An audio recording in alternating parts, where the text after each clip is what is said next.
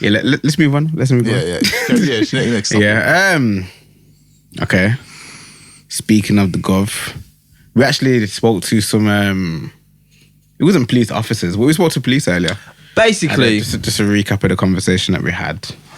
Really quickly, we spoke to the PCC, Police Chief Commissioner David Jameson. Yeah, and Pat McFadden, the MP. But he's the MP. Yeah. Pat seems alright still. Yeah, and David seems alright. I like Pat more than David still. I don't know anyone. Because Pat seems more like power to the people kind of vibe still. Yeah, I don't really speak to him. But constituency, isn't it? Yeah. So basically, I'll take Jamal. Yeah, big up Jamal, aka Dante. Yeah, brought us through. And big up every single person that was on the call, even the ones that just sat there doing nothing. Yeah, but now, basically, it was to talk about relationship between the black community and the police. Mm-hmm. Where do we begin? It was it was like an hour and 15-minute conversation. Obviously, there was a lot of people. So not everyone could get to say something. Obviously, I piped up and had to say my few words and that. Nah, Adrian had a big think piece, you know. He's proud, to be fair. Obviously, Did you click after? Did you click after? Nah, my mic was muted. I had to back him up some stats in it. Yeah. When I backed him up with the stats, it was like. Did you go Farrakhan on him? Nah. So sit down. Nah. To be fair, because I couldn't. Nah. You can't. You know what it is? It's like when you're in them kind of spaces, you can't go Farrakhan. Yeah. You just have to be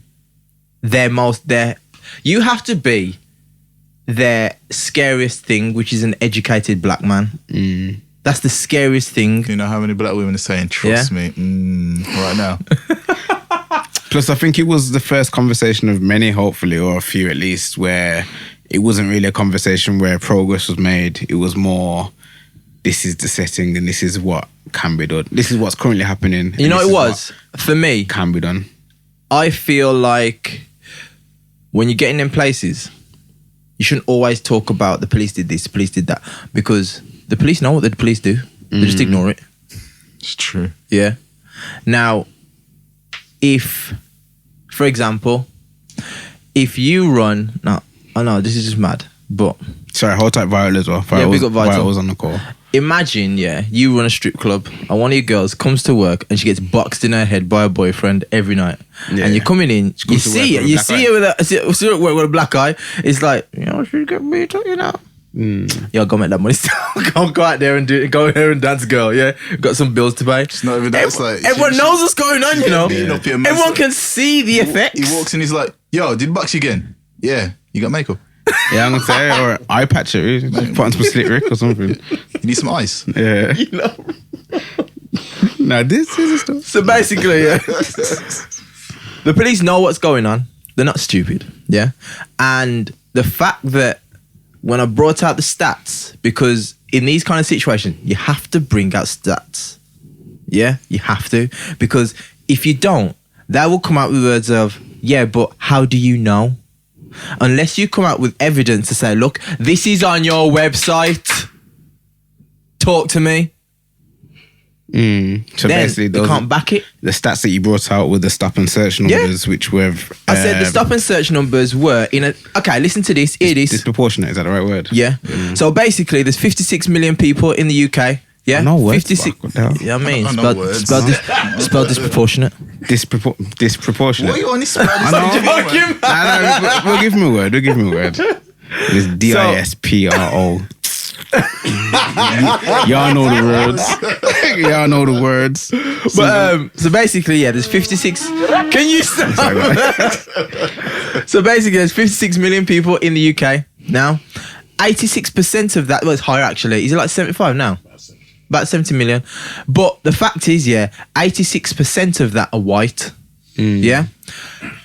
The black community are 3.3%. How many million? 70 million. Yeah, like 70 million. Yeah. Now, we are 3.3%. So if we said that was 3.3%, how many people would we say that is? See if anyone can do some maths. I'm still doing the early maths. I'll forget it. So basically 6,900. 100,000. No, 100,000, sorry.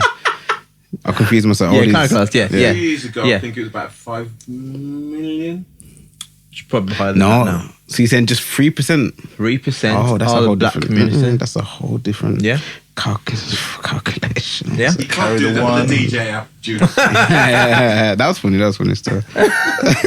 So basically, yeah, Using the remainder. as I was saying, So yeah, that's basically 2 million. yeah, something. Yeah. Now, the fact is that the number of stop and searches for 2018 to 2019 were 155,000 for white. Yeah. They're 86% of the population. For black, it was 70,000. That's just under half of the white. And we are 3% of the population. So tell me how that's not disproportionate. I don't think anyone said it's not. I know it's not. Because But- even but I had to point it out with the stats Yeah. just to make it clear. even he was like, oh, no, but that's better though. That's better. That's No, better than it was. no. He was saying that in Wolverhampton. No, he said those numbers have improved Oh, over from back the a day. years. Yeah, that's what he I was understand saying. that, obviously. Yeah. But my point is that, Which is even madder. What- exactly, my point is that Madder. realistically, That's terrible. I know that those are the ones that are just reported. Okay. How many stop and searches happen and there's no paperwork getting done? Yeah. I've been stopped in my car. I've been stopped in my car twice. On the first one, there was paperwork with it. The second time, they didn't. I was stopped on my bike. Exactly. Was you searched? No. But they wanted to know who I was and what I was doing. You see, I'm porn star, They didn't know Keith. me, so I was like, whoa. But this is the thing. It's like, by law, you don't have to tell them. Did you know that? Did you know that, I guys? think we found that yesterday when we was going Yeah. through it. You Yeah. can actually, what is it? You don't have to tell them. You can refuse to be stopped and searched or something like you that. can along refuse the to be lines. stopped and searched unless they can give you specific evidence on why they're stopping you. Yeah. Yeah. Now, did I think it was positive? Yeah. Did I think that some of the stuff he didn't have an answer for when I said he didn't really have an answer when I said, okay, cool. So if you have an officer and he's working with someone and he's exhibiting racist behavior, yeah.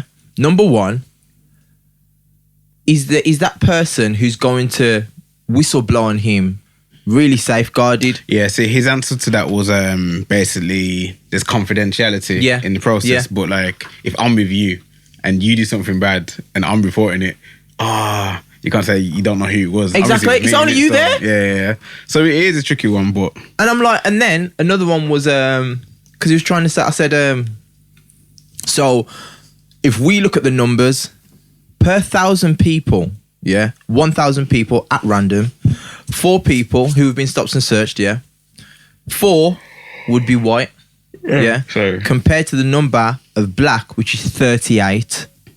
So basically, we're nearly 10 times more likely to be stopped and searched by the police. per 1,000. Per 100. 1,000. Yeah. Now, the fact is, because we are 10 times more, my point was, so what constitutes that 10 times more? What is it?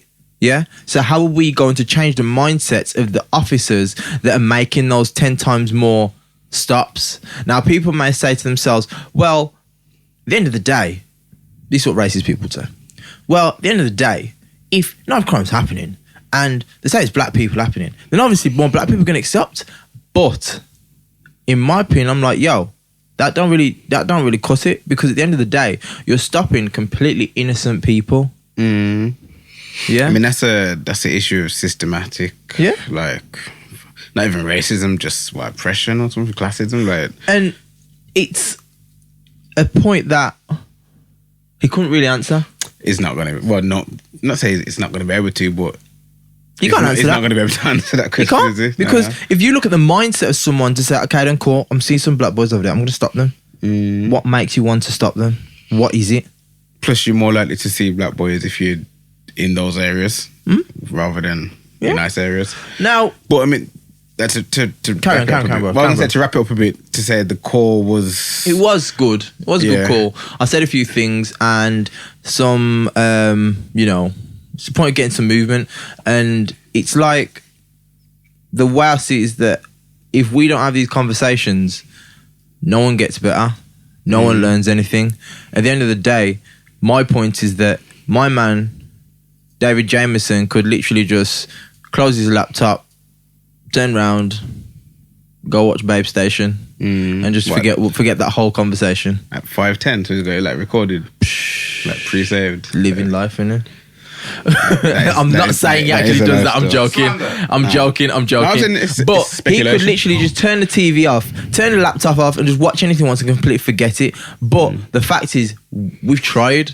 And we're trying. Yeah. And trying to make movement. You see what I'm saying? All tight Jamal, because it all came through from Jamal emailing the MP just to see what was going on. Yeah, Pat McFadden. Yeah, man. Just to see what's going on. And then Pat managed to arrange the call. You know what I mean? Had a few people on there from the police and from the black community. So, yeah. Pat, man. All right, let's move on.